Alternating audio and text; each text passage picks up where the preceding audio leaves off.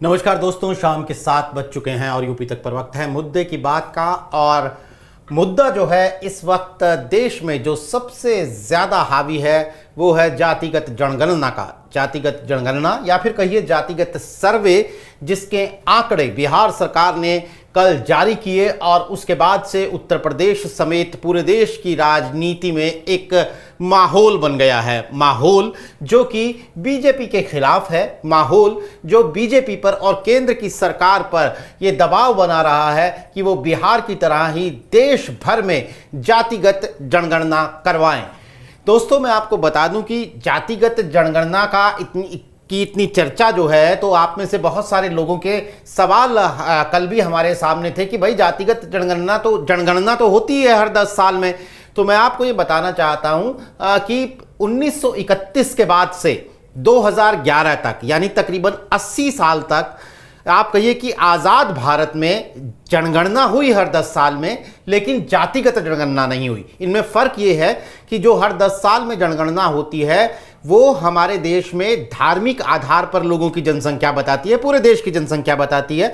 धार्मिक आधार पर लोगों की जनसंख्या बताती है, हिंदू कितने हैं, मुस्लिम कितने हैं, सिख कितने हैं, बौद्ध कितने हैं, जैन कितने हैं। और इसके अलावा अनुसूचित जाति यानी दलित और अनुसूचित जनजाति यानी आदिवासी, इनकी संख्या बताती है। जातियों की संख्या वो नहीं बताती है। पिछले कई महीनों से या कहिए कि कई सालों से ये मांग होती रही है कि जातिगत जनगणना भी देश में करवाई जानी चाहिए, जो आखिरी बार आज़ादी से पहले 1931 में हुई थी। और उसके बाद से वही आंकड़े जो हैं वो एक नज़ीर बनते हैं। आप में से कुछ लोग ये भी कहेंगे कि भाई चाहे विधानसभा के चुनाव हो चाहे लोकसभा के चुनाव हो, हम तो ये पढ़ते हैं, हम तो ये सुनते हैं कि हमारी विधानसभा में या हमारी लोकसभा में इतने राजपूत हैं, इतने कायस्थ हैं, इतने राजभर हैं, इतने बिंद हैं, इतने दलित हैं। तो ये आंकड़े कहाँ से आते हैं? ये सब आंकड़े जो हैं वो अंदाज़ों पर आधारित हैं। पॉलिटिकल पार्टीज या फिर अलग अलग संस्थान जो अपने सर्वे करते हैं, ये आंकड़े उनके आधार पर आते हैं। सरकारी स्तर पर ये आंकड़े, जातिगत आंकड़े जो हैं वो 1931 के बाद से हमें मुहैया नहीं करवाए गए हैं। 2011 में मनमोहन सिंह यानी यूपीए सरकार के वक्त जातिगत जनगणना करवाई गई, लेकिन उसके आंकड़े भी विभिन्न वजहों से जारी नहीं किए गए।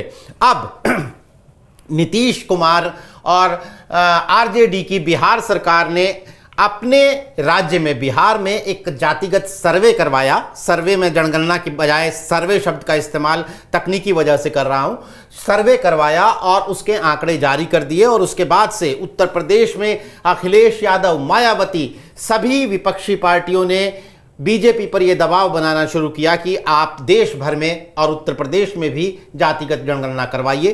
राहुल गांधी ने ट्वीट किया, उसमें उन्होंने लिखा बिहार के आंकड़ों को मिसाल बताते हुए कि OBC plus SC plus ST ये 84% हो जाता है। तो अब देख लीजिए कि किस आधार पर हमारे देश में आरक्षण दिया जा रहा है या फिर सामाजिक स्तर क्या है। अखिलेश यादव ने ये एक ट्वीट किया और उसमें उन्होंने ये दावा किया कि पीडीए ही जो उनका पिछड़ा, दलित और अल्पसंख्यक का फॉर्मूला है, वही अब सियासी भविष्य देश का तय करेगा। ये जातिगत जनगणना के आंकड़े बताते हैं।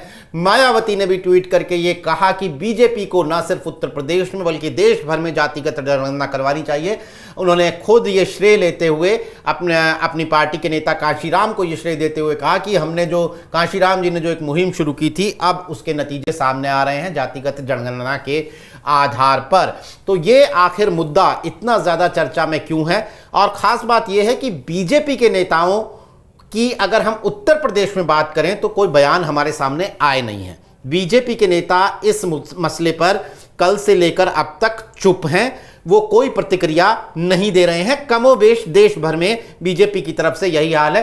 प्रधानमंत्री अपनी रैलियों में जो भाषण दे रहे हैं उनमें से ये कहा जा रहा है कि वो जातिगत जनगणना पर अपनी प्रतिक्रिया दे रहे हैं। इशारों में उनकी बात हम आगे करेंगे। तो जातिगत जनगणना के ये जो आंकड़े बिहार सरकार ने जारी किए हैं, क्या ये 2024 के लोकसभा चुनावों का गेम चेंजर है, जैसा कि विपक्षी पार्टियां इसे कह रही हैं? ये बात समझने के लिए, या फिर इसका कोई असर नहीं होगा, या फिर इसका फायदा ही बीजेपी ले जाएगी, ये तमाम सवाल हैं जिन्हें समझने के लिए हमारे साथ जो मेहमान आज मौजूद हैं उनमें शामिल हैं दिल्ली विश्वविद्यालय के प्रोफेसर लक्ष्मण यादव, जो हमारे साथ आप इस शो में लगातार उन्हें देखते हैं। इसके अलावा लखनऊ से हमारे साथ जुड़े हैं वरिष्ठ पत्रकार उत्कर्ष सिन्हा जी, और साथ ही लखनऊ से हमारे साथ हैं हमारे यूपी तक के एडिटर कुमार अभिषेक। मैं सबसे पहले उत्कर्ष सिन्हा साहब से शुरू करना चाहता हूं, क्योंकि यूपी के नज़रिए से ही हमारा ये कार्यक्रम जो है वो फोकस रहेगा। उत्कर्ष सिन्हा साहब, हम ये चर्चा हालांकि कल से कर रहे हैं, लेकिन मैं आपसे समझना चाहता हूं कि बिहार सरकार ने जातिगत सर्वे के आंकड़े जारी किए, उससे पता चला कि अलग अलग जातियों की जनसंख्या कितनी है। उसके बाद से उत्तर प्रदेश में अखिलेश यादव, मायावती जैसे नेता या फिर राहुल गांधी जैसे नेता इतने उत्साहित क्यों हैं? उन्हें क्यों लगता है कि उत्तर प्रदेश की राजनीति पर इसका बहुत बड़ा असर पड़ने वाला है 2024 में? और आपको क्या लगता है, क्या वाकई ये विपक्षी नेता सही सोच रहे हैं?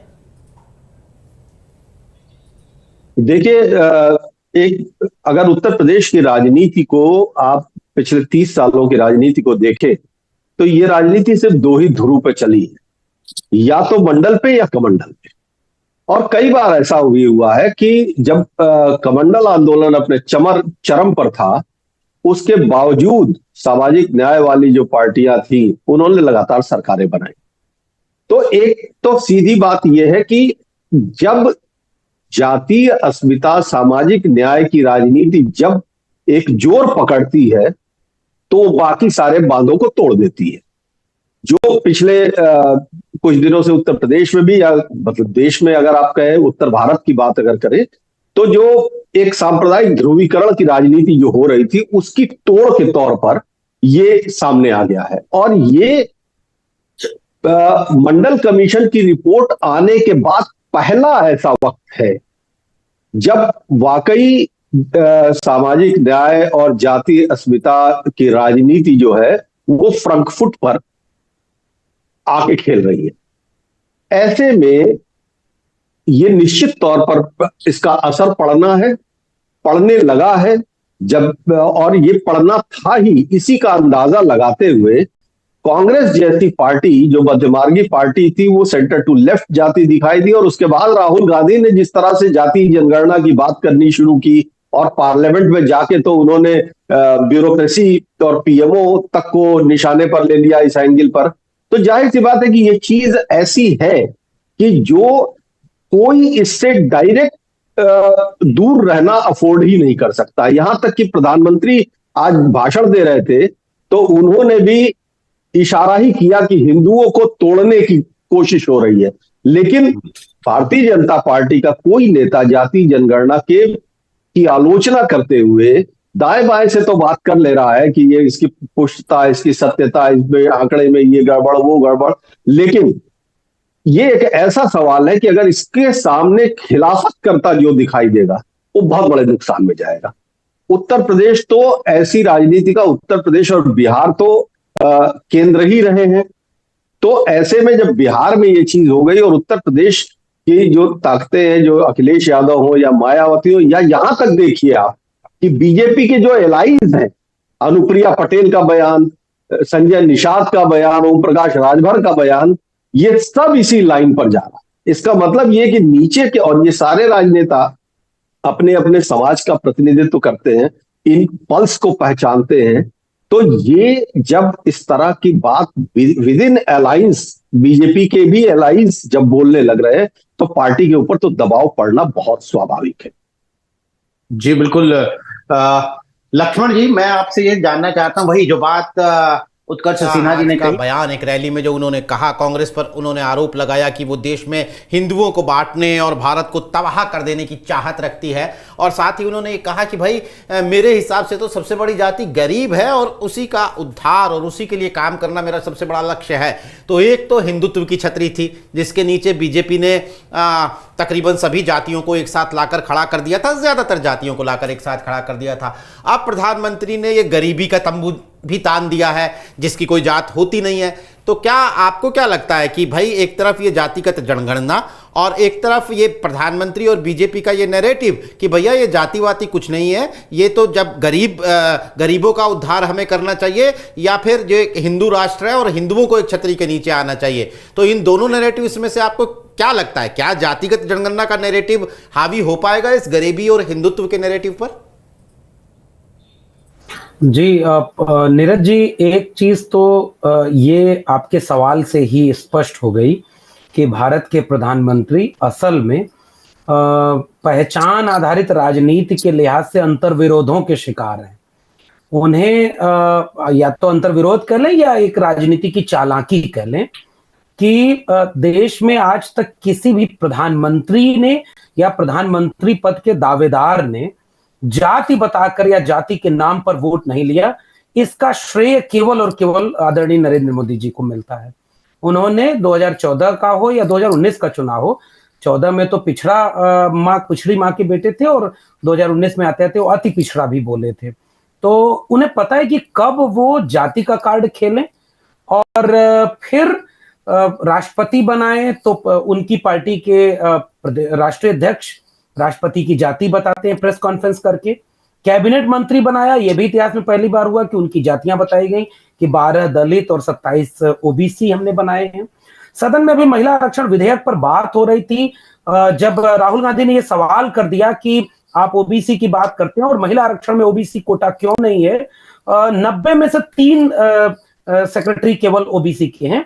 तो बीजेपी पूरी तरह से ये उतर गई बताने में कि हमने ओबीसी, पहला ओबीसी प्रधानमंत्री दिया, फिर मुख्यमंत्री दिया, सांसद, विधायक, ये वो। दूसरी तरफ जैसे ही जाति आधारित सामाजिक न्याय की राजनीति, जो असल में जातिवादी बीजेपी द्वारा कह दी जाती है कि ये लोग तो जातिवादी राजनीति करते हैं, जैसे ही ये सामाजिक न्याय की जमीन पर राजनीति आती है वो तुरंत हिंदुत्व पर शिफ्ट हो जाते हैं। और जो उन्होंने अभी अपने हाल फिलहाल के भाषण में किया, क्योंकि जब तक आप जातियां बता रहे थे तब तक आप ये समझा रहे थे कि बीजेपी अब केवल ब्राह्मण बनिया पार्टी नहीं रही, केवल शहर की पार्टी नहीं रही, बीजेपी केवल पढ़े लिखे लोगों की पार्टी नहीं रही, बीजेपी तो अब ओबीसी को भी न्याय दे रही है, दलित को भी न्याय दे रही है। लेकिन जैसे ही ओबीसी और दलित का सवाल केंद्र में आ गया, उनका एजेंडा केंद्र में आ गया, प्रधानमंत्री जी शिफ्ट कर गए गरीब पर, शिफ्ट कर गए हिंदू पर, शिफ्ट कर गए अपने पुराने नैरेटिव पर, मूल नैरेटिव पर जो आरएसएस और बीजेपी का नैरेटिव है। एक तो ये स्पष्ट है, ये मैं इसे विरोधाभास कह रहा हूं ताकि जनता समझ पाए, लेकिन ये बीजेपी की राजनीति है, प्रधानमंत्री नरेंद्र मोदी की राजनीति है। अब आपके सवाल के दूसरे हिस्से पर आते हैं, इसका असर क्या होगा, कौन सा नैरेटिव चलेगा। इसका मतलब नीरज जी, पहले स्टेप पे अगर बात करें तो इंडिया गठबंधन को इसका श्रेय दें या नीतीश कुमार और तेजस्वी यादव की सरकार को इसका श्रेय दें या सामाजिक न्याय के लिए अब तक जिन भी लोगों ने लड़ाई लड़ी है जाति जनगणना को लेकर उनको श्रेय दें, लेकिन श्रेय इस बात का जरूर दें कि नैरेटिव चेंज हो गया और ये नैरेटिव कास्ट सेंसस ने चेंज कर दिया। जो आंकड़े आए हैं, अब हिंदुत्व के नैरेटिव के सामने सबसे बड़ी मुश्किल यही है कि वो इसका समर्थन करे तो फजीहत, क्योंकि उसकी विचारधारा में ये बिल्कुल मिसफिट है, विरोध करे तो फजीहत, क्योंकि बाकी लोग ये पूछेंगे कि भाई प्रधानमंत्री जी आप तो खुद ओबीसी हैं, आप तो सबसे ज्यादा सामाजिक न्याय की बात करते हैं, आपने सांसद, विधायक, मंत्री, मुख्यमंत्री सब गिनवाते हैं। तो जब ये जनता का सवाल पूछा जाता है कि आबादी कितनी, आबादी पता चल जाए तो हिस्सेदारी, भागीदारी कितनी, जब ये सवाल पूछा जा रहा है तो आप इसका विरोध क्यों कर रहे हैं। तो अब बीजेपी की पूरी पॉलिटिक्स के सामने चेंज हुए नैरेटिव ने एक मुश्किल पैदा कर दी है कि अब यह जमीन बन चुकी है कि आपसे तो पलट के पूछा जाएगा ना कि पहला जो ओबीसी प्रधानमंत्री जिसने कभी अपने मुंह से शायद ही चुनावी रैली में कभी बोला हो कि मैं ओबीसी हूं इसलिए मुझे दो वोट, लेकिन 96 में, सितंबर के 96 में एचडी देवगौड़ा ने अपनी कैबिनेट में पास कर दिया कि 2001 की जनगणना में जाति जनगणना होगी। 98 में अटल बिहारी वाजपेयी सरकार ने उसको रोक लगा दी कि नहीं होगी। 2010 में फिर से संसद में जब यूनिनिमसली ये डिसीजन हो रहा था तो बीजेपी की तरफ से चाहे हुकुमदेव नारायण यादव हो चाहे मरहूम गोपीनाथ मुंडे हो, उन लोगों ने समर्थन किया। यूनिनिमस डिसीजन हुआ कि 11 में जाति जनगणना होगी, इंक्लूडिंग बीजेपी। बिहार से जो ये आंकड़े आए हैं उसमें बिहार भाजपा जाति जनगणना के पक्ष में है और केंद्र की भाजपा इस पर खामोश है। गिरिराज सिंह जैसे लोग अगर उनके बयान को बहुत तवज्जो न दें तो आमतौर पर बीजेपी चुप है और नरेंद्र मोदी वाली जमीन पर है कि हम बांटने की राजनीति नहीं करते। तो ये जो बीजेपी से पूछा जाएगा ना कि भाई गोपीनाथ मुंडे बांटने की राजनीति कर रहे थे क्या, अनुप्रिया पटेल आज बांटने की राजनीति करने की बात कर रही है क्या, ये जो आपके अनुषांगिक दल है, राजभर भी तो आपके साथ चले गए, ओम प्रकाश राजभर का बयान है कि जाति जनगणना होनी चाहिए, आज का ही इंटरव्यू में देख रहा था। ये एक पशुपेश है और इससे ये तो तय हो गया नीरज जी की विमर्श शिफ्ट हो गया। जो विमर्श सांप्रदायिकता की भाजपाई संस्करण पर अब तक टिका हुआ था, चाहे वो उत्तर प्रदेश का विमर्श हो राजनीति का या केंद्र का, वो विमर्श शिफ्ट हुआ है, अब जाति पर हो गया है। और जाति पर विमर्श शिफ्ट होना केवल आरजेडी, जेडीयू, सपा, बसपा कई राजनीति नहीं है, मूलतः ये बीजेपी की राजनीति है। लेकिन बीजेपी जाति को पर्दे के पीछे से खेलती है और उसका उपयोग करती है। बाकी राजनीतिक दल भी उपयोग ही करते हैं, मैं ये नहीं कर रहा हूं कि वो कोई बहुत ज्यादा वो कर रहे हैं, लेकिन उनका विमर्श अलग है। सपा की सरकार हो, बसपा की हो, आरजेडी की हो, आप पाएंगे कि नीचे के स्तर पर जहां उनको मौका मिला डाइवर्सिटी आई है। हाँ, ऊपर तक डाइवर्सिटी नहीं दे पाए, उसकी सजा उन्हें मिल रही है। तो विमर्श के लिहाज से नीरज जी आपके सवाल का जवाब दूं तो विमर्श तो चैलेंज कर रहा है। इंडिया गठबंधन अगर इसे साध सके तो ये बीजेपी की पॉलिटिकल जमीन को चैलेंज करता हुआ एक विमर्श है, जो अंततः राष्ट्र में हिस्सेदारी के सवाल पर जाएगा, अंततः उस सवाल पर जाएगा कि सबका साथ सबका विकास का नारा, गरीब का नारा। तो जरा एक बार बताओ ना सही कि ऑक्सफैम की रिपोर्ट करी है 1% लोगों के पास लगभग 40% संपत्ति है, तो उसी में एक सवाल हम और पूछ रहे हैं कि वो 1% कौन है। मोदी जी, आपसे ये पूछा जाएगा कि वो गरीब कौन है, गरीब की भी कोई जाति है कि नहीं, और कहीं ऐसा तो नहीं कि एक ही तबके के सबसे ज्यादा गरीब। तो ये विमर्श है, मुझे लगता है कि विमर्श उस दिशा में जाएगा। जी बिल्कुल, बीजेपी की सियासी जमीन को ये विमर्श चुनौती देगा। तुम्हारा विषय 24 घंटे से ज्यादा 30-35 घंटे हो चुके हैं ये आंकड़े सामने आए हुए। तो उत्तर प्रदेश में हमने अखिलेश यादव का आक्रामक रुख देखा, ये आंकड़े आते ही। मायावती आमतौर पर अगले ही दिन रिएक्ट करती हैं, उन्होंने भी आज रिएक्ट कर दिया। राहुल गांधी का भी कांग्रेस के नजरिए से एक आक्रामक रिएक्शन आ चुका है, बीजेपी की तरफ से चुप्पी है। आप क्या देख रहे हैं? क्या बीजेपी के खेमे में इसे लेकर वेट एंड वॉच की नीति चल रही है, या फिर अखिलेश यादव और मायावती के खेमों में इसे लेकर किस तरह की रणनीति बनाई जा रही है बीजेपी को घेरने को लेकर? उत्तर प्रदेश में पर्दे के पीछे तमाम पार्टियों के खेमों में चल क्या रहा है जातिगत जनगणना के मसले पर?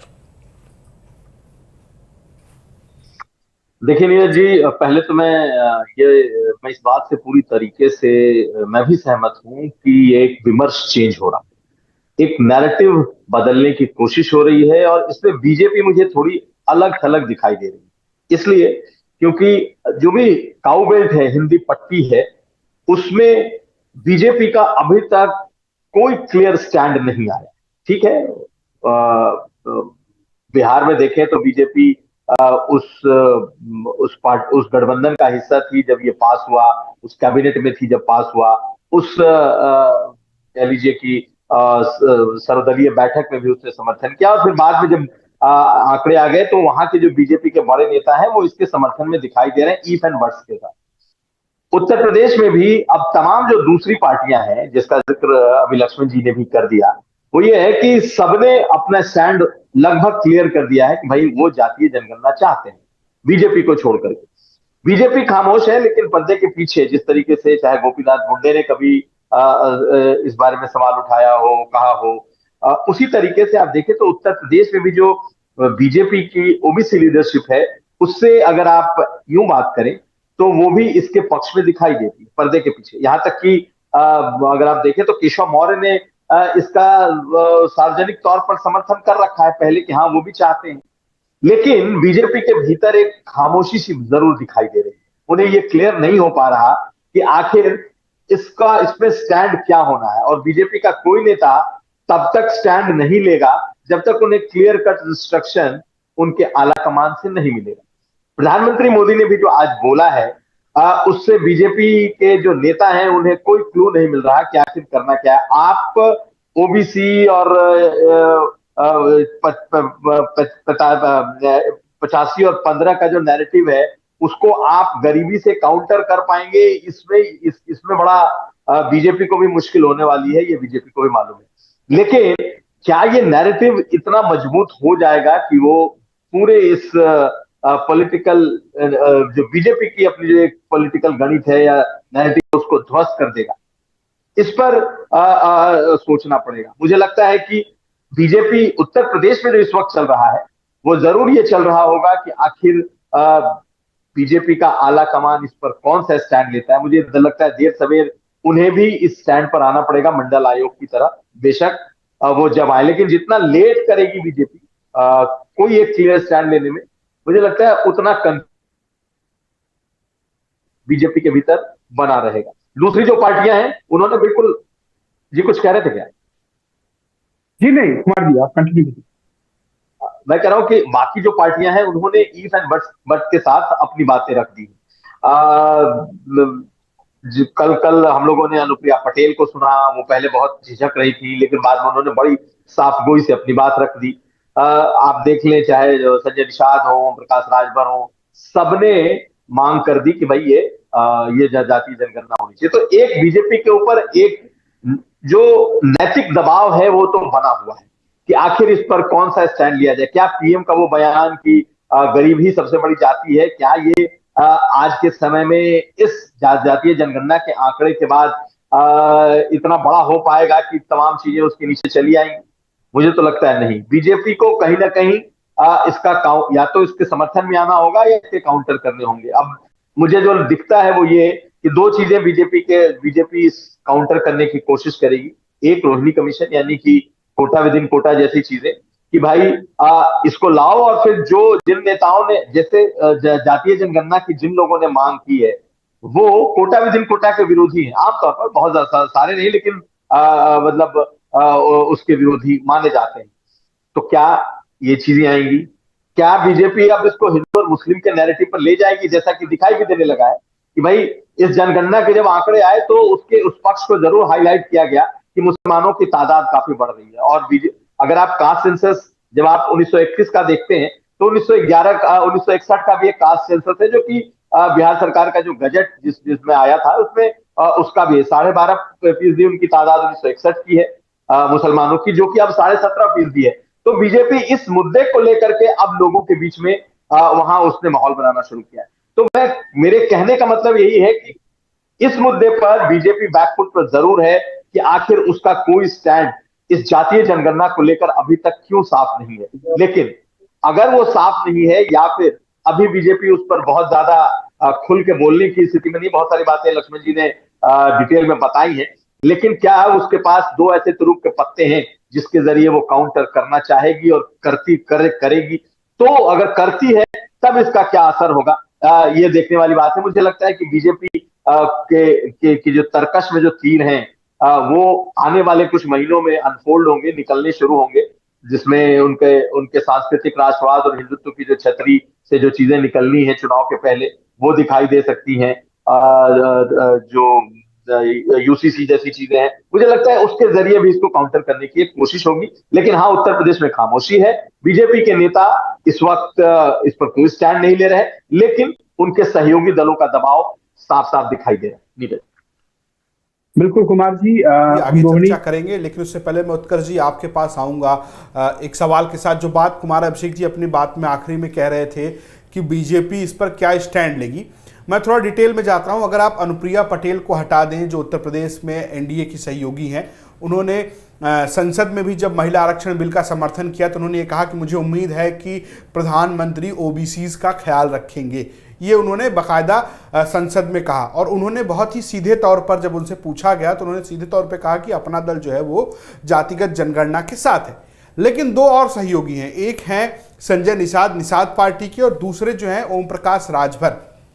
इन दिनों की पॉलिटिक्स में हिंदू बनाम दलित, मतलब ओबीसी की पॉलिटिक्स भी आती है, यानी कि हिंदू बनाम मुस्लिम, माफ कीजिए, हिंदू बनाम मुस्लिम की पॉलिटिक्स भी आती है, और साथ ही साथ उनका एक अलग टेक है। अगर आप देखेंगे, वो ये तो कह रहे हैं कि जातिगत जनगणना होनी चाहिए, लेकिन वो सवाल उठा रहे हैं। वो कह रहे हैं कि जो बिहार में जातिगत जनगणना हुई उसमें मछुआरों की संख्या कम है, उसमें राजभर की संख्या कम है, और तो और एक तरीके से उसका जो मुख जो मोड़ने वाली बात है, अगर आप ट्विटर, अगर तमाम सोशल मीडिया पर देखेंगे तो बीजेपी समर्थक लोग हैं वो उसको नया रुख देने की कोशिश कर रहे हैं। वो ये कह रहे हैं कि आप देखिए कि मुसलमान कम हैं और हिंदुओं की संख्या ज़्यादा है, यानी कि जिसकी जितनी संख्या भारी उसकी उतनी हिस्सेदारी, यानी कि हिंदुओं की भागीदारी ज़्यादा होना चाहिए।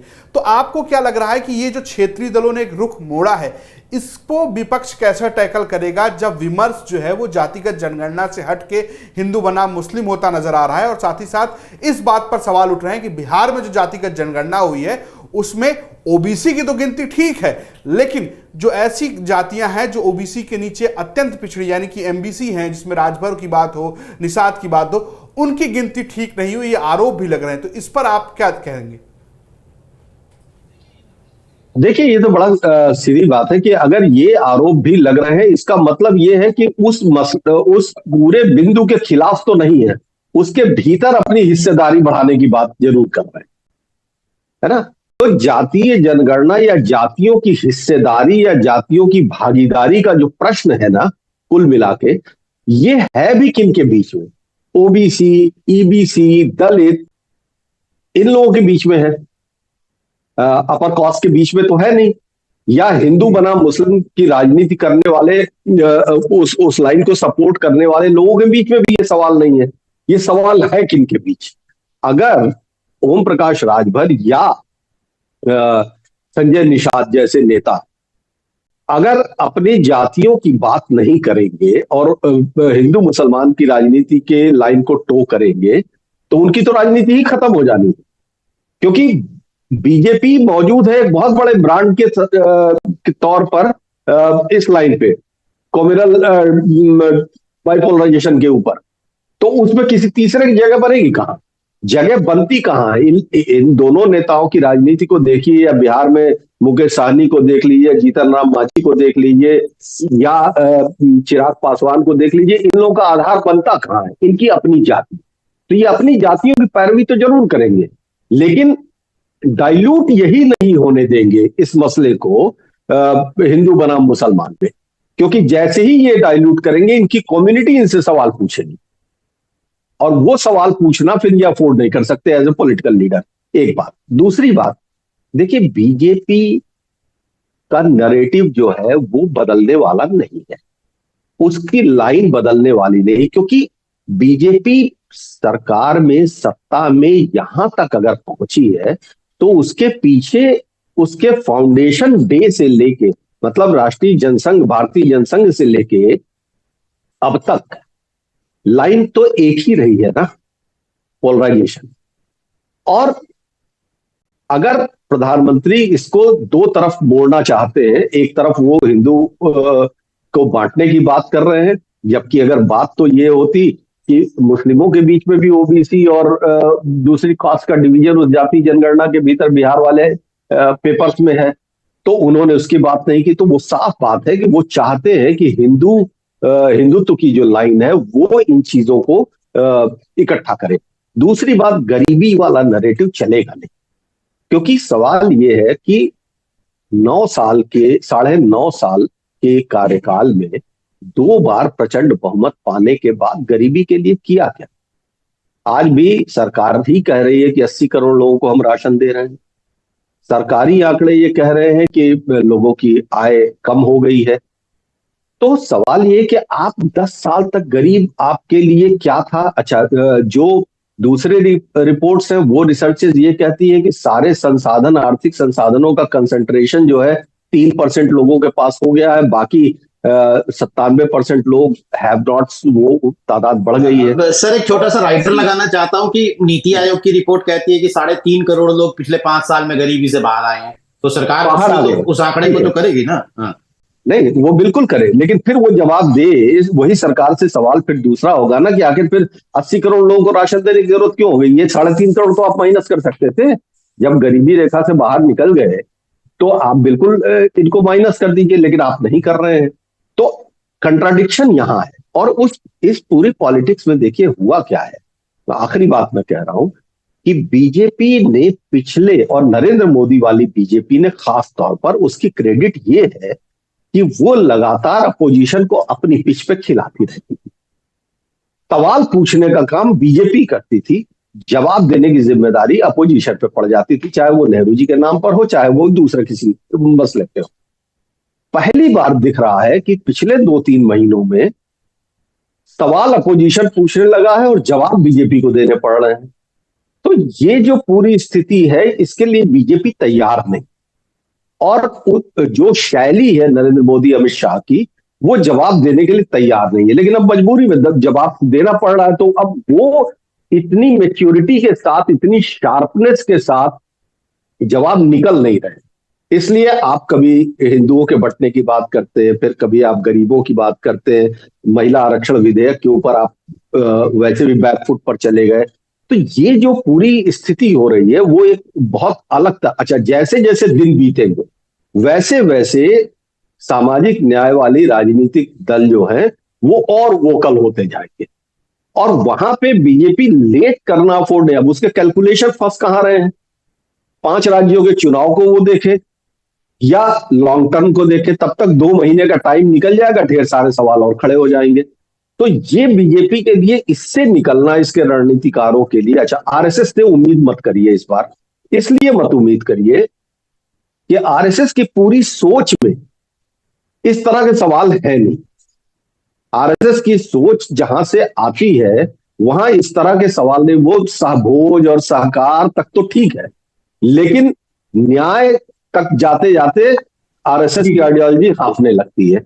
तो इसलिए वहां से बहुत मदद नहीं मिलने वाली है। बीजेपी की सबसे बड़ी प्रॉब्लम ये है। बिल्कुल उत्कर्ष जी, जो आप बात कर रहे हैं मैं लक्ष्मण जी आपसे एक बात बहुत सीधा स्पष्ट समझना चाह रहा हूं कि बहुत चर्चा है कि अगर ये जातिगत जनगणना सामने आई है तो उससे विपक्ष को एक फायदा होगा। विपक्ष को फायदा क्या होगा? क्योंकि बहुत कुछ बदलने वाला नहीं है। जब आप जातिगत जनगणना के बाद ओबीसी पार्टी, आप कहिए अत्यंत पिछड़ी जातियों की पार्टी की बात करेंगे तो बीजेपी के साथ भी है। अगर आप यूपी में देखेंगे तो यूपी में राजभर, संजय निषाद, अनुप्रिया पटेल, ये मुख्य तौर पर जो ओबीसी पॉलिटिक्स करने वाली बड़ी पार्टियां हैं वो कहीं ना कहीं बीजेपी के साथ है। अगर आप बिहार में देखेंगे तो उन्होंने वहां भी अपने समीकरण बिठाए हैं। अगर आप देखेंगे तो चिराग पासवान के दोनों गुट उनके साथ हैं।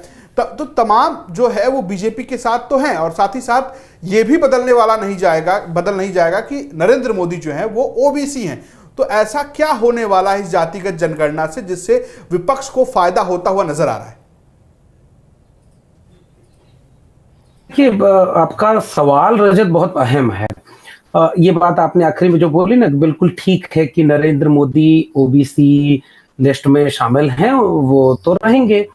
तमाम ओबीसी की जातियां जो जिनके पॉलिटिकल पार्टियां हैं वो भी उनके खेमे में हैं। तो इस जनगणना के आंकड़े आने के बाद तो वो वापस आकर के इंडिया गठबंधन ज्वाइन नहीं करने वाले, ऐसा कुछ बदलाव नहीं आ रहा। लेकिन विमर्श जब हम कह रहे हैं कि बदलेगा तो सवाल पूछा जाएगा। अब इम्तिहान असल में यही है रजत जी। इससे कोई आज ये कह दे कि अब ये आंकड़े सार्वजनिक हो गए तो इसका चुनावी लाभ मिल जाएगा और बीजेपी हार जाएगी, इंडिया गठबंधन जीत जाएगा, ऐसा कतई राजनीति में नहीं होता। अभी कुमार अभिषेक जी जब बोल रहे थे तो उनकी एक बात बहुत महत्वपूर्ण थी कि बीजेपी के पास भी, चूंकि वो राजनीति कर रहे हैं तो उन्हें पता है कि अच्छा ये मुद्दा उठ गया, अरे भाई आज कल जाति जनगणना वाला मुद्दा कोई ज्यादा शोर कर रहा है तो आज सुबह सुबह एनआईए की टीम भेज करके पत्रकारों के ऊपर रेड डलवा दो। तो कम से कम ये जो यूट्यूब चैनल वाले लोग हैं या अल्टरनेट मीडिया वाले लोग हैं वो कम से कम इसमें बिजी हो जाएंगे कि देखो भाई आपके ऊपर हमला हो गया, आप उसको बचाओ। तो अब देखिए वो चीज बहस में तेज हो गई। एक दिन के भीतर जाति जनगणना का मुद्दा, ये तो आपका चैनल इतना है सरोकारी कि वो इस मुद्दे पर आज भी बहस कर रहा है। एक तो ये बात, इस तरह के तमाम तर्कश में तीर बीजेपी के पास हैं। वो रोहिणी आयोग कमीशन एक ऐसा तीर है जो वो चलेंगे, लेकिन मुझे ऐसा लग रहा है कि वो शायद ना चल पाए। वो इसका डर जरूर दिखाएंगे, या चलेंगे भी तो वो महिला आरक्षण विधेयक की तरह कि जो लागू 2029 में होगा या 39 में होगा, ये तय नहीं होगा। रोहिणी कमीशन की रिपोर्ट में अगर ये बात है कि ओबीसी के कुछ एक जातियों ने ज्यादा हिस्सा ले लिया तो वो ये कहेंगे कि ओबीसी के रिजर्वेशन को रिवाइज करो। अब रिवाइज करने में ओबीसी की यूनिटी ब्रेक होगी। उसमें फिर ये देखा जाएगा कि ताकतवर जातियों के खिलाफ जो बीजेपी का ऑलरेडी एक नैरेटिव है, हरियाणा में जाट के खिलाफ है, पश्चिम यूपी में जाट गुर्जर के खिलाफ है, पूर्वांचल और मध्य यूपी में यादव के खिलाफ है, बिहार में यादव के खिलाफ है, कुर्मी कोयरी जातियों के खिलाफ है। ये विमर्श तो ऑलरेडी बीजेपी का है। तो रोहिणी कमीशन इसमें उनका मदद करेगा। लेकिन रोहिणी कमीशन अगर ये डेटा पब्लिक डोमेन में रखेगा तो पहली चीज तो ये पूछी जाएगी कि रोहिणी कमीशन का अपना डेटा का ग्राउंड क्या है। बिहार सेंसस वो कर रहा है, अगर कास्ट सेंसस तो वो लेटेस्ट डेटा है, वो तो 1931 पर डिपेंड होगा। इससे बाद दूसरा सवाल पूछा जाएगा, अच्छा जो पिछड़ गए उनको क्या मिलेगा। तो उन्हीं को पिछड़ गए, वो तो 36% है बिहार में। ईबीसी कहा जाता है उन्हें, extremely backward. Bihar already divide किया हुआ है।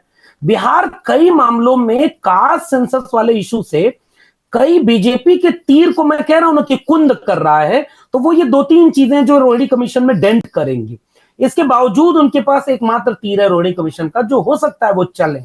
मैं फिर भी कह रहा हूं कि वो नहीं चल पाएंगे, क्योंकि आखिर में फिर यही होगा कि अच्छा चलो भाई, कुछ ताकतवर जातियां हैं, उनको कुछ नहीं मिला, तो जरा ये डेटा बताओ कि जो ईबीसी कम्युनिटी की रोहिणी कमीशन की जातियां बता रही हैं, उनको क्या मिला। तो कितने दिन अब बीजेपी वाले कहेंगे कि कांग्रेस को 70 साल 60 साल मिला, उन्होंने कुछ नहीं दिया। सवाल तो आपसे पूछा जाएगा कि आपने 10 साल में कितना दिया ईबीसी को। इसलिए वो विमर्श फिर से जाति केंद्रित ही रह जाएगा। इसलिए कुमार अभिषेक जी की बात की इस वाले हिस्से से मैं ज्यादा सहमत हूं कि वो किसी और ग्राउंड पर नैरेटिव ले जाना चाहेंगे। वो ग्राउंड होगा राम मंदिर का, वो ग्राउंड होगा यूसीसी का, ये सारे काम करेंगे। एक तो इससे वो इस डैमेज को कंट्रोल करने की कोशिश करेंगे। नंबर 2, रजत भाई आपके सवाल में था कि ढेर सारी जातियां, जैसे बिहार में जीतन राम मांझी उनके साथ हैं, यूपी में अब राजभर आ गए, अनुप्रिया पटेल हैं, निषाद की पार्टी है, ये सब इनके पास हैं। लेकिन मैंने जब शुरू में कहा ना कि अभी इम्तिहान बाकी है, विमर्श सेट होता है कि चलो भाई ये एक सरोकारी मुद्दा है कि किसकी कितनी संख्या है, उसको कितनी हिस्सेदारी मिली हुई है। अब इस विमर्श के बदलने को आम जनता तक ले जाने में ये लोग कितने कामयाब होते हैं, सारा इम्तिहान इससे तय होगा कि ये वोट पर कितना असर करेगा। अगर ये विमर्श आम जनता को नहीं समझ में आया कि जाति जनगणना हो न हो हमसे क्या फर्क पड़ रहा है, 5 किलो अनाज तो हमें मिल रहा है, हमारे जो है राम मंदिर तो बन रहा है, अगर यही चल गया तो शायद फिर ये जाति जनगणना वाला मामला वोट में उतना असरदार नहीं होगा। तो फिर अनुप्रिया पटेल, राजभर, निषाद, ये लोग लाभार्थी हैं ही बीजेपी के लिए और वो रहेंगे। लेकिन अगर ये थोड़ा भी पढ़े लिखे लोग भी अगर ये पूछने लगे कि हमारी आबादी इतनी, तो निषाद जी, राजभर जी, पटेल जी या सपा के लोग, बसपा के लोग, आरजेडी के लोग भी जब ग्राउंड में जाएंगे तो उनसे भी पूछा जाएगा कि आपने क्यों हमें हिस्सेदारी नहीं दी। तो इससे ज्यादा कठिन सवाल तो बीजेपी से पूछा जाएगा, सरकार आपकी, आप एक उदाहरण दे दें, 69,000 शिक्षक भर्ती घोटाला हुआ, अगर उसमें 6800 केवल मिले, 4.81% मिला किसको, 63% वाली आबादी को। तो अगर 63% को 4.81 मिला तो हिस्सा तो सबका गया ना।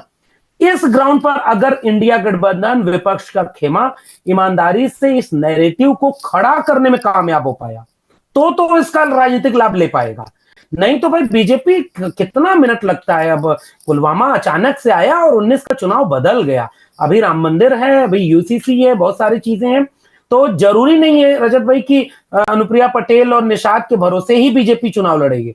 वो और भी कई तरकश के तीर चलेगी और वो चाहेगी कि जाति पर राजनीतिक बहस हो ना, क्योंकि किसी भी एंगल से अगर अनुप्रिया पटेल भी बोलेंगी, निषाद भी बोलेंगे, राजभर भी बोलेंगे, तो भी बहस तो जाति पर हो रही है। और अगर बहस जाति पर होगी तो निश्चित रूप से इसमें बीजेपी का नुकसान है। इसलिए बहस का ग्राउंड बीजेपी चेंज करेगी, वो उसे धर्म पर ले जाएगी, सांप्रदायिकता पर ले जाएगी या राष्ट्र पर ले जाएगी। That's it. जी लक्ष्मण जी, कुमार जी मैं आपके पास आऊंगा कि बीजेपी इसका ग्राउंड चेंज करेगी। मैं आपसे ग्राउंड का सवाल लेना चाहता हूं। दरअसल अगर आप पिछले कुछ दिनों में देखें तो उत्तर प्रदेश में एक चीज बदली नजर आती है।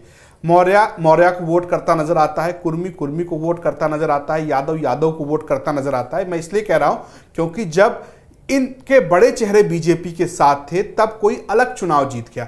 सबसे ज्यादा संख्या में कुर्मी समुदाय के लोग जो है वो जीतकर विधायक बनकर विधानसभा में पहुंच गए, दोनों पार्टियों से, समाजवादी पार्टी से और बीजेपी से भी। और समाजवादी पार्टी ने बीते दिनों में एक विकल्प देने की कोशिश की है यादवों से हटकर, अदर ओबीसी जो जातियां हैं उसको लेकर। ऐसे में जब इस बात की चर्चा हो रही है कि जातिगत जनगणना होगी और तमाम जातियां, ना सिर्फ ये ओबीसी जातियां बल्कि और छोटी छोटी जातियों की भी संख्या सामने आ रही है और उनका अपना एक जातिगत प्राइड कह सकते हैं वो जग रहा है, तब बीजेपी के लिए कितना मुश्किल होगा अपने सहयोगियों को टैकल करना। क्योंकि अगर आप देखिए तो अभी से जो है वो चाहे संजय निषाद हो, चाहे ओम प्रकाश राजभर हो, चाहे वो अनुप्रिया पटेल हो, सीटों को लेकर बातचीत शुरू हो गई है कि हम लड़ेंगे। संजय निषाद, जिनके बेटे प्रवीण निषाद बीजेपी के सिंबल पर सांसद हैं, वो कह रहे हैं कि अब लोकसभा के पहले सीट पर हम बैठेंगे, यानी कि वहां भी हम बैठेंगे, वहां भी यानी वो इशारा मंत्रालय की तरफ होता है। तो आपको लग रहा है कि बीजेपी के लिए इसको टैकल करना कितना इजी होगा, जो उनके सहयोगी हैं इस लोकसभा चुनाव में?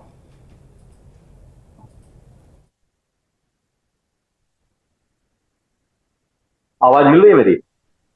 जी कुमार जी। देखिए रजत, अगर ये जातिगत जनगणना का आंकड़ा आया है तो इसमें कुछ चीजें ऐसी हैं जो कि ये तो बात फैक्ट है कि जातिगत जनगणना के आंकड़े के आ जाने के बाद कुछ लोग बैकफुट पर चले जा सकते हैं, नैरेटिव बदल रहा है, नैरेटिव बदल सकता है। लेकिन ओवर रिप्रेजेंटेशन की जब बात उठेगी, मैं थोड़ा सा अलग जा रहा हूं, जब ओवर रिप्रेजेंटेशन की बात उठेगी तो जो ओबीसी की बड़ी जातियां हैं उनके ओवर रिप्रेजेंटेशन की भी बात आएगी। आप अगर देखें बिहार को ही मैं थोड़ा सा इसका टेस्ट केस ले लूं तो बिहार में अभी तक बहुत सारे लोगों को ये मालूम नहीं था कि क्या सही में पासवान बिरादरी जो है वो नंबर 2 पर है। लोगों को ये मालूम नहीं था कि क्या कुशवाहा बिरादरी है वो नंबर 3 पर है। ये जो मुसहर बिरादरी है ये नंबर 4 पर है। इस तरीके के जो डेटा आए हैं तो ये डेटा जब आ गए सामने तो ये जातियां भी अब उठ खड़ी होंगी, निश्चित तौर पर बीजेपी से डिमांड करेंगे, इसमें कहीं कोई दो राय नहीं है। और लेकिन एक चीज इसमें और भी है कि जब आप इस डेटा को देखते हैं तो बहुत ज्यादा चेंजेस नहीं है। 2031 के जब जनगणना के आंकड़े को आप देखेंगे तो थोड़े थोड़े कमी है, थोड़ी सी कमी फॉरवर्ड क्लास में 11% के आसपास जो सवर्ण जो हिंदू फॉरवर्ड क्लास है वो भी लगभग है। और अगर आप देखें तो इस वक्त भी 10 पॉइंट समथिंग 5 के आसपास है, 11 साढ़े 11 और इस वक्त 10.5 के आसपास है। नहीं, लेकिन ओबीसी कुमार, ओबीसी को 52% से 55% के बीच में गिनते थे, वो 63% पहुंच गया है। वो उसमें 10-11% का जो ओवरऑल ओबीसी की अगर आप बात कर रहे हैं। नहीं, बिल्कुल ठीक बात है। लेकिन नीरज, अगर आप 31 के जनगणना को देखेंगे तो ऐसा थोड़ी है कि उस वक्त जो फॉरवर्ड की तादाद थी वो 16-17-18% थी, जो घट के 10% हो गई। हम बहुत टेक्निकल नहीं जा रहे, हम दूसरी बात कहने की कोशिश कर रहे हैं। हम कह रहे हैं कि मैं कह रहा हूं कि अगर ये जातिगत जनगणना के आंकड़े आए तो इसके जो जातियों के जो बड़े नेता हैं वो कहां बैठे हैं, इसकी चर्चा भी चल रही थी। भाई अगर आप देखें तो चिराग पासवान बीजेपी के सबसे स्ट्रांग एलाई हैं, उनकी जाति नंबर 2 पर है। ठीक है, वो डिमांड ज्यादा कर सकते हैं। उपेंद्र कुशवाहा या बीजेपी के सम्राट चौधरी जिस बिरादरी से आते हैं वो नंबर 3 पर है। उसी तरीके से जीतन राम मांझी नंबर 4 पर है। किसी को आइडिया नहीं था कि मुसहर बिरादरी नंबर 4 पर है वहां पर। हो सकता है मैं टेक्निकल में अगर मैं गलत हूं तो आप मुझे करेक्ट कर दीजिएगा। लेकिन ये तमाम जातियां, ये तमाम जो इसके बड़े नेता या जातियां मोर और लेस बीजेपी के साथ खड़ी दिखाई देती है। उसी तरीके से आप उत्तर प्रदेश देख लीजिए। उत्तर प्रदेश में भी अगर आप जातीय जनगणना का एक मकसद ये भी दिख रहा था ना कि भाई जो एक बिरादरी जिसके पास संसाधनों के हिसाब से सब कुछ है वो अगर उसकी गणना की जाएगी तो काफी कम दिखाई देगा। खैर, वो उतना कम नहीं दिखाई दिया, थोड़ा सा कम दिखाई दिया। तो हम कल भी इसी बात को कह रहे थे, भाई हम लोग पहले से मान के चलते थे उत्तर बिहार में कि 14% यादव हैं, 15% 16% मुसलमान हैं। तो इसको आप जोड़े तो 29-30% होता था, 31-31.5% के आसपास उनका आंकड़ा। तो बहुत ज्यादा अंतर नहीं है इसके आंकड़े आने के बाद से। लेकिन हाँ, विमर्श चेंज हो रहा, इसमें कहीं कोई दो राय नहीं है। उत्तर प्रदेश में ये तमाम जातियां जो जातिगत जनगणना की मांग कर रही है उनका दबाव बीजेपी पर पड़ेगा। और अगर आप थोड़ा सा एक दो चुनाव को के हिसाब से देखें तो बीजेपी डिमांड के आगे झुकती रही है। बीजेपी का जो नेतृत्व है उसने इस बार भी अनुप्रिया पटेल की पार्टी को बढ़कर सीटें दी थी। उसने इस बार भी देखा जाए तो संजय निषाद को उसने बढ़कर सीटें दी थी।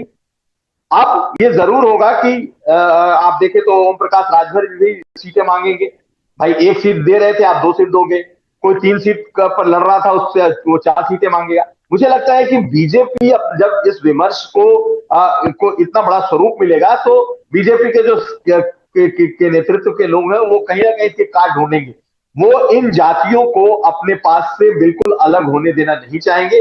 और यही फायदा मुझे लगता है कि इस जातिगत जनगणना का उन ओबीसी या ईबीसी जातियों और नेताओं को होने जा रहा है, जो आने वाले समय में इसका रिप्रेजेंटेशन बढ़ता हुआ देखेंगे। तो मुझे लगता है कि बीजेपी को थोड़े अपने ग्राउंड गंवाने होंगे कुछ सशक्त जातियों को लेकर के, और उसकी जो भरपाई होगी वो इनके थोड़ा ज्यादा रिप्रेजेंटेशन से होगी, और ये होना ही है। जी बिल्कुल। उत्कर्ष जी, मैं आपसे एक सवाल लूंगा। यही प्रोफेसर यादव, आपसे भी मैं जानना चाहूंगा इसका जवाब, क्योंकि हमारे दर्शक भी पूछ रहे हैं कल से। ये कुछ दर्शकों का ये बड़ा बाल सुलभ सवाल है कि भाई मंडल कमीशन तो 90 में लागू हो गया था ना, तो तब तो 27% ओबीसी को कोटा मिल गया, उसके बाद से तो मंडल कमीशन लागू हो रहा है, तो फिर आज की तारीख में क्या 27% मिल रहा है? कुल मिलाकर ओबीसी एससी एसटी को 50% रिजर्वेशन मिल रहा है मंडल कमीशन के मुताबिक, तो फिर किस बात का रोना है? अगर वो बढ़कर 63% हो गए हैं बिहार में, वो अलग बात है, लेकिन एक मूल सवाल कि क्या 50% मिल रहा है? और अगर वो नहीं मिल रहा है तो फिर ये 63% कहां से मिल जाएगा? क्योंकि लोग तो वही हैं जिन्हें देना है, वही नीतीश कुमार हैं, वही लालू प्रसाद यादव हैं, वही बिहार में अखिलेश यादव हैं, वही मायावती हैं, माफ कीजिएगा उत्तर प्रदेश में। उत्कर्ष जी, उत्कर्ष जी आप म्यूट पर हैं सर। देखिए, जो लोग ये सवाल पूछ रहे हैं वो इस पूरे मसले को बहुत सीमित दृष्टि से देख रहे हैं। सवाल सरकारी नौकरियों में आरक्षण के प्रतिशत भर का अगर हो तो ये सवाल हो सकता है, लेकिन लड़ाई वो नहीं। जो सामाजिक न्याय की ताकत की जो सामाजिक न्याय के संघर्ष की जो लड़ाई है, वो सिर्फ सरकारी नौकरियों में आरक्षण की तो नहीं। ये जनरल परसेप्शन जरूर बना हुआ है आलोचना प्रत्यालोचना के लिए, लेकिन वो नहीं। असल चीज है लोकतांत्रिक समाज के भीतर समता, समानता और स्वतंत्रता की लड़ाई। वो लड़ाई मूल लड़ाई है जिसको लेकर के ये जातियां अलग अलग समय पर अलग अलग नेतृत्व में अलग अलग ट्रिगर पॉइंट्स की वजह से के कारण आगे बढ़ी। अब बात आती है कि इनको क्या हासिल होगा। देखिए, राजनीतिक ताकत हासिल होने हमने देखा है उत्तर प्रदेश में। मायावती जब एब्सोल्यूट मेजॉरिटी की पॉलिटिक्स में थी तो फर्क क्या पड़ा था? फर्क ये पड़ा था कि गांव में जिलाधिकारी या जो बड़ा अधिकारी अगर किसी गांव में दौरा करने जाता था तो वो दलित बस्तियों में जाकर के उनके हाल पूछता था, उनकी स्थिति को देखता था। ये जरूरी था। तो वो रिप्रेजेंटेशन था, और वो रिप्रेजेंटेशन कम्युनिटी को स्ट्रांग करता है। एक ऐसी स्थिति में पड़ी हुई कम्युनिटी जो सामाजिक, आर्थिक, राजनीतिक रूप से एक दबी हुई हो, वो जब बढ़ती है तो उसके अंदर जब चेतना का संचार होता है तो वो सामाजिक परिवेश के भीतर एक अलग किस्म का बदलाव होता है। सरकारी नौकरी इसमें एक बहुत छोटा सा हिस्सा है, वो एक बहुत ही छोटा हिस्सा है। लेकिन मूल प्रश्न जो है सामाजिक विमर्श का वो ये है कि हमारी समानता का सवाल, हमारी स्वतंत्रता का सवाल, हमारे महत्व का सवाल, हमको आप किस नजरिए से देखा जा रहा है उसका सवाल, ये जो सवाल है ना, तो इसीलिए जो डॉक्टर लक्ष्मण यादव कह रहे थे ना कि ये विमर्श का प्रश्न है। राजनीतिक गुणागणित अपनी जगह पे, लेकिन जब सामाजिक विमर्श पढ़ने लगते हैं, जब आपकी ताकत उस तरह से दिखने लगती है तो परिवर्तन एक दिन में तो होता नहीं। ऐसा तो है नहीं कि जाति जनगणना का रिजल्ट आ गया और सारी चीजें बदल जाएंगी। लेकिन हाँ, अब चेतना जब बढ़ेगी, चेतना का विस्तार होगा तो भागीदारी होगी, राजनीतिक भागीदारी होगी, उसके बाद सामाजिक स्थिति में बदलाव आएगा और फिर नीतियों में बदलाव आएगा। तो ये एक बहुत बड़े दृष्टिकोण का सवाल है। इसको इतने आसानी से सिर्फ सरकारी नौकरियों में मुझे 48% मिल रहा है, आपको 62% मिल रहा है, इस तरह के से देखना, इस तरह की राजनीति को बिना राजनीतिक दृष्टि से देखना, बिना सामाजिक राजनीतिक दृष्टि से देखना, फिर आपको किसी नतीजे पर पहुंचाएगा नहीं। जी बिल्कुल। डॉक्टर यादव, कि भाई क्या पिछले 30 साल में ओबीसी को 27% आरक्षण नहीं मिला क्या मंडल आयोग की सिफारिशें लागू होने के बाद? एससी एसटी को तो संविधान लागू होने के बाद से मिल रहा है आरक्षण, तो अगर वो नहीं मिला है तो फिर अब कहां से मिल जाएगा ये नए आंकड़े साबित होने के बाद? एक तो मैं नीरज भाई एक बात ये कहूं कि ये जो रोना शब्द है, बिना रोए इस देश में एक ही चीज मिली है, वो ईडब्ल्यूएस आरक्षण मिला है, और बिना रोए वो मिला है। उसके बाद से चुटकुले बंद हो गए हैं, मेरिट का मजाक बंद हो गया। इसलिए जो सवाल पूछते हैं दरअसल वो एक खास किस्म का वर्चस्व वाला पूर्वाग्रह है जो आरक्षण शब्द आते ही मतलब बेचैन करता है। एक तो ये बात। दूसरी बात इस तरह के सवालों में ये होती है कि असल में ढेर सारी आबादी अपने हित के मुताबिक सूचना इकट्ठा करती पड़ती है। जिन बातों से उनके उसकी सूचनाएं, उनका तथ्य उन्हें पता ही नहीं होता। मिसाल के तौर पर जो आरक्षण लागू हुआ, कब लागू हुआ, कैसे लागू हुआ, इसका इतिहास बहुत लंबा है। केवल नौकरियों में एक मंडल कमीशन की रिकमेंडेशन में एक थी जो बीपी सिंह ने लागू की, दूसरी अर्जुन सिंह ने लागू की नौकरी में आरक्षण की, दूसरी लागू हुई 2006 में, पूरा हुई 2009 में, 9% करके लागू हुई। 1990 में जो लागू हुई थी, कोर्ट केस हुआ, 93 में वो मिली। इससे क्या हुआ कि ये दोनों जगहें केवल सरकारी नौकरियों की हैं। इन सरकारी नौकरियों में जहां लिखित परीक्षा होती है उन जगहों पर प्रतिनिधित्व निसंदेह बढ़ा है, निसंदेह बढ़ा है, क्योंकि लिखित परीक्षा में उतनी सीटें आरक्षित हैं, आपको उतनी सीटों पर उन्हीं कैटेगरी के लोगों को रखना होगा। लेकिन जहां भी नियुक्तियां इंटरव्यू पर होती हैं, मिसाल के तौर पर हायर एजुकेशन जो विश्वविद्यालय जहां से मैं आता हूं, वहां कोई बाध्यता नहीं है। 50% यूआर की सीटें होती हैं। इसका मतलब ये होता है कि वो अनरिजर्व्ड है।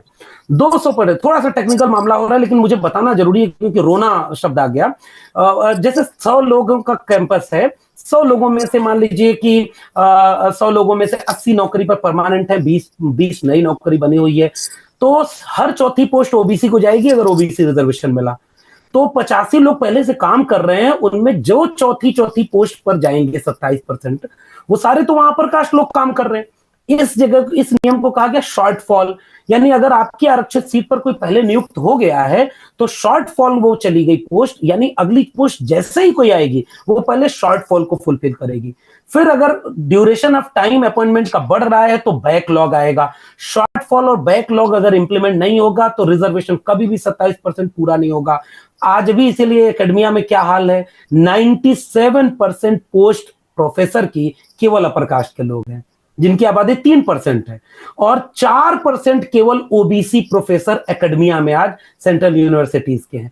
तो रिजर्वेशन इंप्लीमेंट कैसे होता है, असल में ये हमने ट्रेनिंग नहीं दी अपने सोसाइटी के नागरिकों को, इसलिए वो अपने जातीय हितों के मुताबिक सोचते हैं। जिन्हें आरक्षण मिलता है उन्हें भी बहुत सारी किस्से कहानियां नहीं पता है। एक तो ये पूरा विमर्श इस तरह से चलेगा।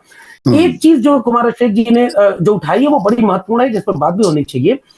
इस पर जो लोग पहले जाति जनगणना के विरोध में थे वो लोग भी ये तर्क देते थे कि जो लोग जाति जनगणना का समर्थन कर रहे हैं उन्हें भी इस बात का अंदाजा नहीं है कि जिन जातियों की ताकत से उनके राजनीतिक हित सध रहे हैं, कल को अगर उन्हीं जातियों का ओवर रिप्रेजेंटेशन मिला तो फिर तो ये उनका नुकसान करेगा। मिसाल के तौर पर यादव, कुर्मी, कोयरी, अगर ये 2-3 जातियां उठा लें तो ये उत्तर प्रदेश बिहार में पॉपुलेशन में भी ज्यादा है, रिप्रेजेंटेशन में भी ज्यादा मिलेंगी, तो इनसे तो छीनना पड़ेगा। अब इसका मामला ये होता है कि ये किस पोस्ट पे, मान लीजिए सिपाही में ओवर रिप्रेजेंट कोई है तो आईपीएस वाले में भी हिस्सा छिन जाएगा? नहीं छिनेगा। हर कैटेगरी वार, हर एक इंस्टीट्यूशन, हर एक पब्लिक स्फेयर में इस बात को अलग अलग ऑब्जर्व किया जाएगा।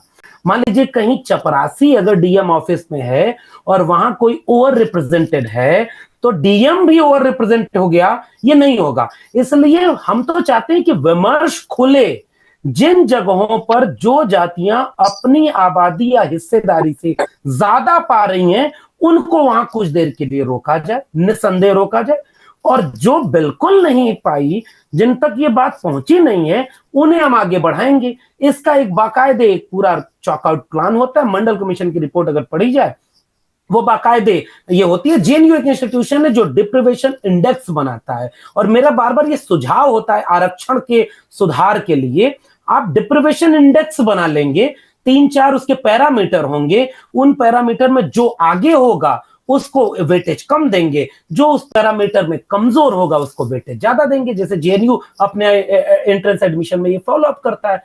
मंशा ठीक होनी चाहिए। अगर कोई ओबीसी में ज्यादा जातियां ज्यादा आबादी में होंगी, अपने से ज्यादा, हालांकि ऐसा कुछ है नहीं, जब 4 ही कुलपति 3 ही 4% प्रोफेसर बने, 3 ही वो बने ज्वाइंट सेक्रेटरी, तो वो 3 किस जाति के? ये तो बहुत बाद का सवाल है। पहले 27 तो बन जाते, फिर उसके बाद ये। और एक आखिरी बात, अगर जाति जनगणना का पूरा विमर्श है, ये पॉलिटिकली तब मुकाम पर पहुंचेगा जब इंडिया गठबंधन या सारे जो लोग ईमानदारी से इसके साथ खड़े होना चाहते हैं, वो ये मांग करें कि 10% ईडब्ल्यूएस रिजर्वेशन इंप्लीमेंट होने के बाद, इंदिरा साहनी वाले मामले के बाद लगी हुई 50% की अपर लिमिट क्रॉस हो चुकी है, जो सुप्रीम कोर्ट मान चुका है, तो क्यों न 52% आबादी को 52% रिजर्वेशन देने की बात मंडल कमीशन कहता है, और जो एडिशनल रिप्रेजेंटेशन बचेगा वो ईबीसी को दिया जाए, अति पिछड़े समुदाय को दिया जाए, जिसका नाम जातियों का इस देश में बहुत कम लोग जानते हैं। तो इससे एक नैरेटिव बड़ा होगा, और वो फिर अगर पॉलिटिकली साध पाएंगे तो ये चलेगा। इसलिए ये सवाल कि मंडल कमीशन तो लागू हो गया 30 साल पहले, अब तक क्यों रोना रो रहे हैं, असल में कोई रोना होना नहीं रो रहा, रोने वाले कोई और लोग होंगे। वो ये पूछ रहे हैं कि असल में आपने एक नेक्सस ऐसा बना था कि आज भी जो इंस्टीट्यूशन है उस पर खास किस्म से एक ही वर्ग का तबके का वर्चस्व है, इसलिए इंप्लीमेंटेशन कहीं भी नहीं हो पाया है। इस भी, और यही तो हम चाहते हैं। जाति जनगणना केवल जातियों की गिनने का आंकड़ा नहीं है, वो उन जातियों में शिक्षा, रोजगार, नौकरी, जमीन, पशु और बिजनेस, व्यापार, सारे डेटा आएंगे, और अभी आएंगे इसमें, तो अपने आप ये परत खुल जाएगी। ऑक्सफैम की रिपोर्ट जब कहती है ना 3% संपत्ति पर 50% लोग जी रहे हैं, तो हम पूछेंगे कि वो 3% कौन लोग हैं।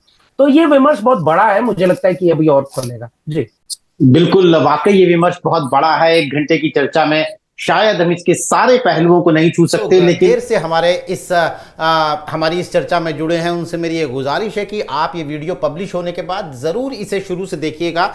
आपको जाति जनगणना का ये जो पूरा माहौल बना है, इसे विस्तार से समझने में मदद मिलेगी। और एक और महत्वपूर्ण बात कि विपक्ष जो है वो बहुत फ्रंट फुट पर खेल रहा है इस पूरे मसले को लेकर। जैसा डॉक्टर लक्ष्मण यादव ने कहा, ये बहुत अहम है कि विपक्ष भी इसे सिर्फ अपनी राजनीति का जरिया ना बनाए, बल्कि सामाजिक न्याय की दृष्टि में जाति जनगणना के जो फायदे हैं, जिन जातियों को वो पहुंचने चाहिए, उस दिशा में वो ईमानदारी से काम करे, तभी शायद इसका फायदा हो पाएगा। हमने दोस्तों YouTube पर आपसे एक सवाल पूछा था कि जातीय जनगणना के इस माहौल में उत्तर प्रदेश में ओबीसी किसे वोट देंगे, बीजेपी की अगुवाई वाले एनडीए को, विपक्षी गठबंधन इंडिया को, या फिर इन दोनों गठबंधनों से अलग खड़ी बीएसपी यानी मायावती को। तो सबसे ज़्यादा जो हमारे दर्शकों का जिस पक्ष में जवाब है वो है विपक्षी गठबंधन इंडिया।